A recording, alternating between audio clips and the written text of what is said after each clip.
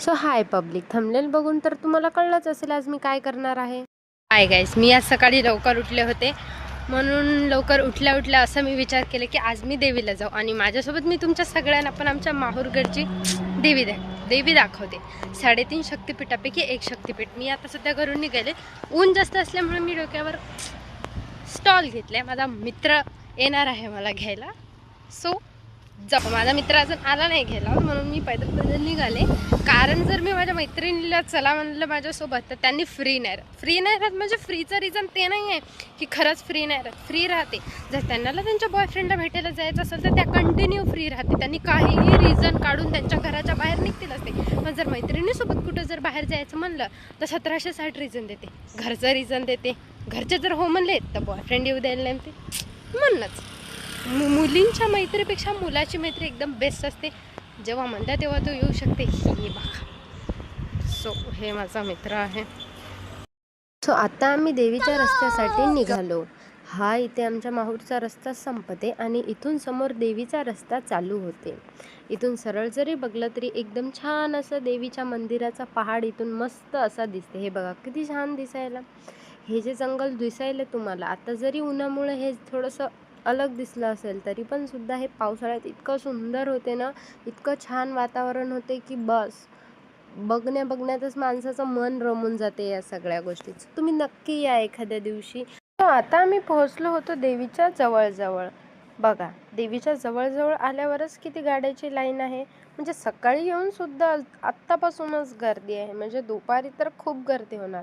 आम्ही ना जवळ सकाळी 8:30 वाजता निघालो इथे येण्यास. सो आम्ही आलेली आहोत रेणुका देवीला. हा माझा मित्र, हा त्याची गाडी पार्क करायला तिथे. सो बघा, नेहमी इथे खूप गर्दी असते. हे आमच्या माहूरचा सनसेट किती सुंदर दिसायला ना, सूर्य. आणि जो इकडे रस्ता आहे तो दत्तात्रयाला आणि शिखरला जाण्याचा रस्ता आहे.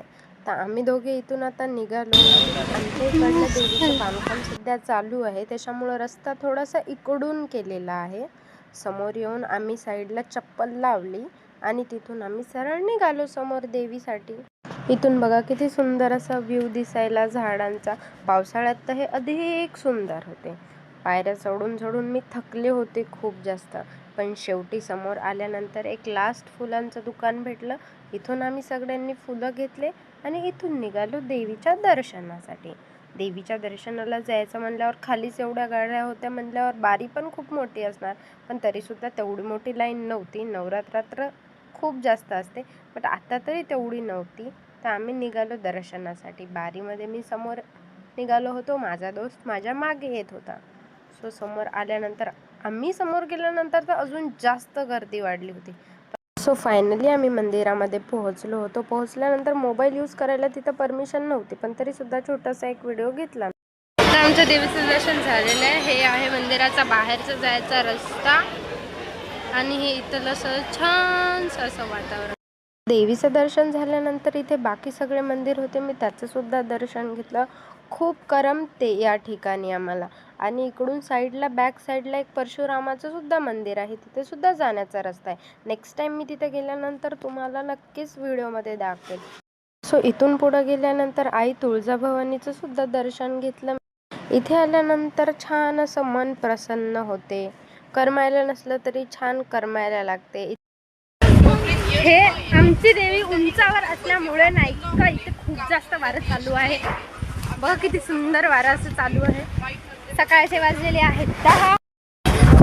सो आता आम्ही चाललेलो आहो. माझा मित्र मला पर्स घेऊन देणार होता, पण मी त्याला असं म्हणलं की तुझे खिसे असल्यावर मला पर्सची काय गरज आहे, म्हणून त्याने कॅन्सल करून टाकलं. आता काय घ्यायचं, याला घ्यायचं होतं हातात घालण्यासाठी काहीतरी. तर हे सगळे दुकान शोधू लागला. शोधत तर होता माझाही दिमाग खराब करू लागला. सो मी म्हणलं हे तरी घे, हे तरी चांगलं आहे. पण त्यांना व्हिडिओ बनवायलो ना मी, त्याच्यामुळे लोकांची मला खूप जास्त नजर लागली. त्याच्यामुळे हे नजर न लागण्यासाठी मी हे घेतलं. ओके. तिथून खाली आल्यानंतर आम्ही निघालो घराकडे जाण्यासाठी. हा साईडचा जो दिसायला हा आहे रामगड किल्ला.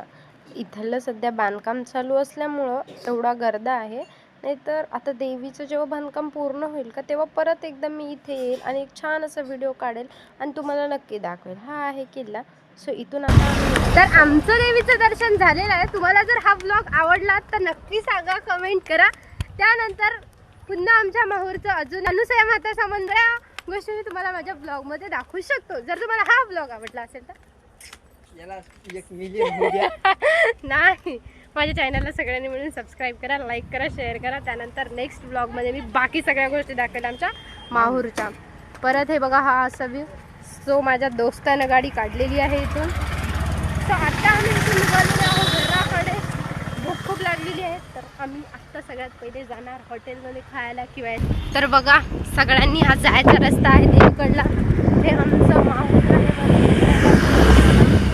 इकडून पण एक रस्ता आहे देवीकडे जायला, पण हा रस्ता डायरेक्ट परशुरामाच्या मंदिराकडे जाते. सो ते मागच्या रस्त्यानं गेल्यासारखं होते, पण जास्त करून सगळ्या समोरच्या रस्त्याने जावा. ठीक आहे. सो आता आम्ही निघलो आमच्या गावाकडं. हे आमचं गाव माहूर. आमचं काय बाबा, आम्ही इथलेच, आम्ही कधी पण जाऊ शकतो. बट तुम्ही नाही जाऊ शकत ना. सो तुम्ही नक्की या माहूरला व्हिजिट करा. या माहूरला बघण्यासारखी खूप ठिकाण.